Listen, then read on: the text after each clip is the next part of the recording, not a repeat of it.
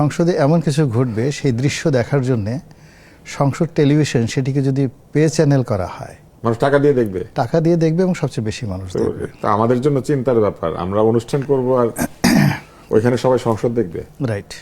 এখন কেন দেখবে? ধরুন জামাতের যারা লোকজন আছেন তারা আগে ঘোষণা দিয়েছেন তারা ট্যাক্স ফ্রি গাড়ি নেবেন না। হ্যাঁ, তাহলে কমে গেল ৭৭টা, নাকি এনসিপি আবার নেবেন? আচ্ছা, তারা নেবেন না, এনসিপিও সম্ভবত এনসিপি বড় ভাইরা আছে তো তারা পাঠিয়ে দিবে, বলতে এখন আর দিবে না বড় ভাইরা গাড়ি।